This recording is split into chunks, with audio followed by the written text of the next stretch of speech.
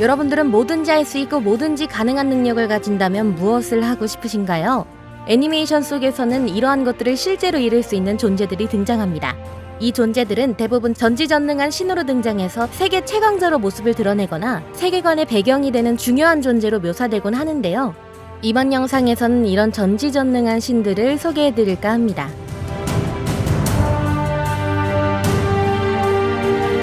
히토가미는 무직전생에 등장하는 7종족의 주신이자 고대 신인 인간의 신을 자칭하는 신입니다. 僕は人神だ。神様だよ。 이 캐릭터는 방정맞은 성격과 구체적인 모습 없이 새하얀 색의 사람의 형태를 띠고 있는데요. 작중에서는 주인공인 루데우스 그레이렛의 꿈에 종종 등장해 조언을 해주는 역할을 합니다. 히토가미의 방정맞은 성격과 당장은 영문모를 조언 때문에 ルーデウスよ、よくお聞きなさい。目が覚めたら近くに男がいるでしょう。その男を頼るのです。そして彼を助けるのです。 다소 신뢰하기는 어렵지만 그의 조언은 단순히 평범한 조언을 넘어서 주인공이 직면한 문제들을 해결하는 데 핵심적인 역할을 했는데요. 히토가미가 이러한 조언을 할 수 있었던 이유는 미래를 내다볼 수 있는 능력을 가졌기 때문입니다. 이 캐릭터는 미래를 볼 수 있는 능력뿐만 아닌 상대방의 꿈에 나타나 그 상대의 마음을 읽을 수 있으며 잠에서 깨어나면 자신이 조종당한다는 자각 없이 해당 인물을 자신 마음대로 조종할 수도 있는데요. 원작에서는 이러한 능력을 주인공은 물론 작중 여러 인물들을 자신의 의도대로 조종해서 자신에게 오는 최악의 미래를 막는 모습을 보였습니다. 이 캐릭터는 기스라는 마족의 남성의 고향을 단지 재미로서 멸망시켰을 뿐만 아니라 자신의 사도를 시켜 히로인 중 한 명인 에리스를 납치하려고 하는 등 작중 일어나는 모든 일에 직간접적으로 영향을 미쳤는데요. 한마디로 만악의 근원입니다. 참고로 히토가미는 무력마저 뛰어나서 모든 속성의 마법과 검술의 정점에 선 캐릭터 올스테드와 비슷하게 강하다고 하네요.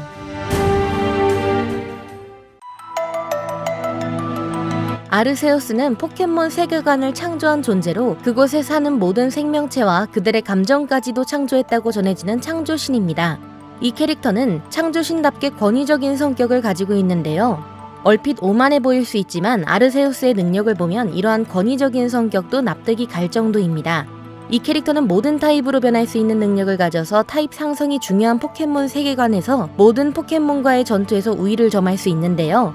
불꽃 타입인 포켓몬이 나타나면 불에 유리한 물 타입으로 바꾸고 전기 타입이 나타나면 전기를 무효하는 땅 타입으로 변할 수 있습니다. 자신의 생명의 근원인 플레이트 중 일부를 사용하면 운석 충돌로 황폐해진 땅을 다시 회복시킬 수 있는 생명의 보옥을 만들 수도 있고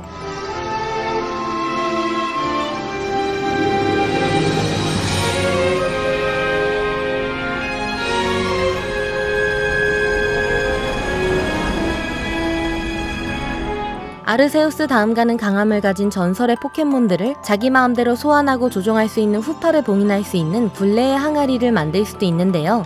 아르세우스의 필살기인 심판의 뭉치는 자신이 변한 타입과 같은 타입의 기술로 적을 공격할 수 있습니다. 그래서 어떠한 상대든 약점을 찌르는 것이 가능한데요.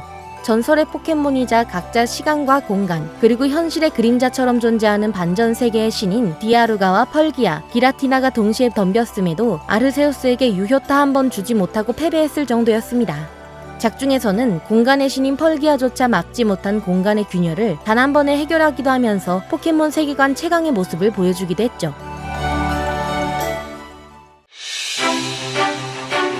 테토는 노게임 노라이프에 등장하는 이 세계, 디스보드의 게임과 유희의 신입니다. 이 캐릭터는 유일신의 능력으로 세계를 재구축해서 게임의 세계인 디스보드를 만든 후 10가지의 절대 규율인 10조 맹약을 만들었는데요. 10조 맹약의 내용을 간단히 요약하자면 모든 살상과 전쟁, 약탈을 금지하며 대신 모든 다툼을 상호 간에 대등한 것을 걸고 행해지는 게임으로 해결하며 이렇게 성사된 내기는 게임의 승패에 따라 반드시 준수된다라는 내용을 가지고 있습니다. この世界におけるあらゆる殺傷、戦争、略奪を禁ずる争いは全てゲームによる勝敗で解決するものとする。ゲームには相互が対等と判断したものをかけて行われる。盟約に誓って行われた賭けは絶対遵守される。 이 맹약은 과거 테토와 대등한 신들이었다고 해도 어길 수 없었는데요.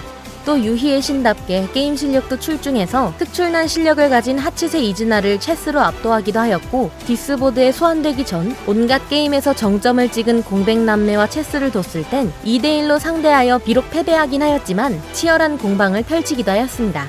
여담으로 그는 유일신의 자리를 걸고 16종족에게 게임을 걸었지만 6000년 동안 그 누구도 그 게임을 클리어하지 못했다고 하며, 공백남매가 나타나기 전까지는 테토가 숨긴 게임의 도전권으로는 수수께끼조차 풀지 못했다고 하네요.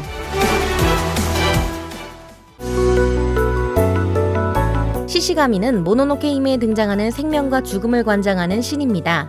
이 캐릭터는 겉으로만 보면 평범한 사슴과 크게 다를 것 없는 외모와 크기를 가지고 있는데요. 이게 신이 맞나라는 생각이 들 수도 있지만, 시시가미는 고대부터 존재해온 자연 그 자체를 상징하는 격이 가장 높은 신입니다.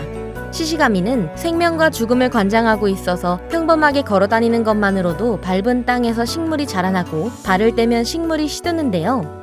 물론 자신의 의지대로 식물을 만들 수 있는데, 작중에서는 자신에게 겨누어진 총구에 식물을 피워서 발사를 막는 모습을 보이기도 했습니다. 또 강력한 치유 능력을 가져서 죽어가던 사람을 살릴 수도 있고,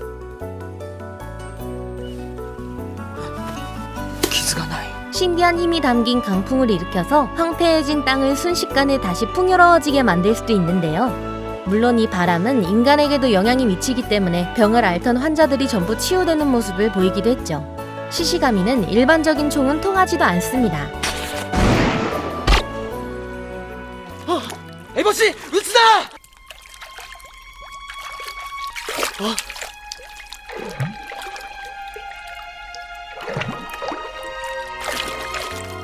심지어 목이 잘려나가도 움직이는 데는 아무런 지장이 없으며, 잘려나간 목을 다시 붙이면 다시 원래대로 재생하는 미친 재생력을 가졌는데요. 시시가미요! 미요 오카이시스를!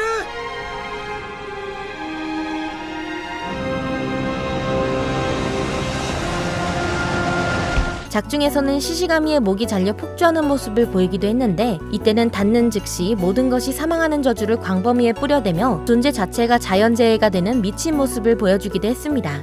여담으로 시시가미는 낮과 밤의 모습이 다릅니다. 낮에는 사슴 같은 모습을 하고 있지만 밤에는 데이다라보치라는 이름의 거인으로 변한다고 하네요.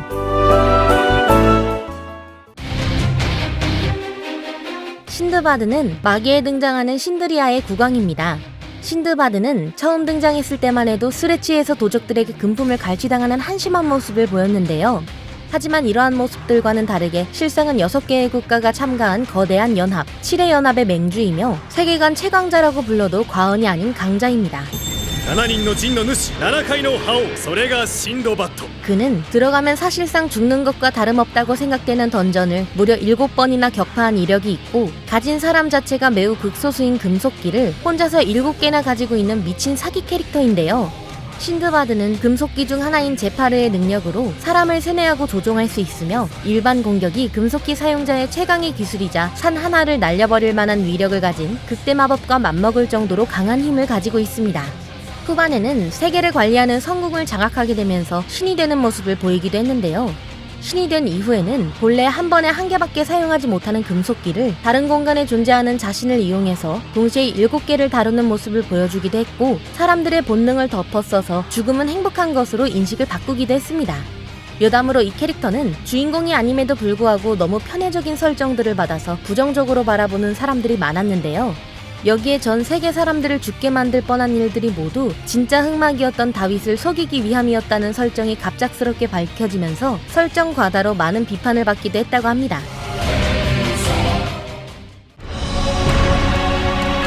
마신왕은 7개의 대제에 등장하는 마신족의 왕이자 신입니다. 이 캐릭터는 첫 등장부터 세계관 최강자의 모습을 보였는데요. 마신왕은 고유의 능력으로 더 룰러를 가지고 있는데, 이 기술은 자신에게 오는 모든 영향력을 반전시키는 능력을 가지고 있습니다. 예를 들어 자신을 향하는 모든 공격을 회복으로 바꿀 수 있고, 상대가 더 룰러의 능력을 간파하고 데미지를 입히려고 회복 기술을 써도 더 룰러를 사용하지 않으면 상대가 사용한 회복의 효과를 그대로 받을 수 있는 미친 능력인데요. 게다가 이 능력은 사용하고 있을 때와 사용하고 있지 않을 때의 차이점이 없어서 상대는 마신왕이 더 룰러를 사용하고 있는지 아닌지를 분간할 수 없습니다. 이 때문에 사실상 무적에 가까운 모습을 보였는데요. 심지어 압도적인 전투력마저 갖고 있어 검을 한번 휘두르는 것만으로도 주위의 모든 것들이 박살나기도 했고 하나의 대륙 전체를 자신의 영혼을 담을 그릇으로 삼는 미친 모습을 보여주기도 했습니다. 이런 그의 강함은 세계관 최상위권으로 성장한 7개의 대제 전원이 덤벼야 겨우 쓰러뜨릴 수 있을 정도였다고 하네요. 참고로 마신왕의 10명의 부하인 10개는 한 명 한 명이 사기적인 능력을 가지고 있습니다. 사용자에게서 등을 돌리면 마신왕의 광신도로 변하는 능력, お前に背を向ける者を魔人ひいては代理たるお前への配信とみなし強制的に服従させる我らは今より魔人をゼルドリス様のしもべ。 증오를 품고 있으면 타인을 해칠 힘을 잃는 능력, 俺の前で憎悪を抱く者は何人をも傷つける術を失う 거짓을 하면 돌로 변하는 능력 등 밸런스는 개나 줘버린 듯한 사기적인 능력을 가지고 있죠. 근데 이 능력은 전부 마신왕이 자신의 부하에게 부여한 능력입니다. 즉 본인이 마음만 먹으면 이러한 사기적인 능력을 모두 사용할 수 있다는 뜻이기도 하죠. 이번 영상에서는 애니 속 전지전능한 신에 대해서 알아봤는데요. 개인적으로는 보통 신이라고 하면 인간과 전혀 다른 존재로 생각되는 경우가 많지만 애니메이션에서는 인간처럼 죽기도 하고 다치는 모습들을 보여서 신보다는 최강자 정도가 적당하지 않을까 싶습니다. 아무리 전지전능하더라도 죽으면 끝이기 때문이죠. 여러분들은 어떤 신이 가장 전지전능한 것 같나요?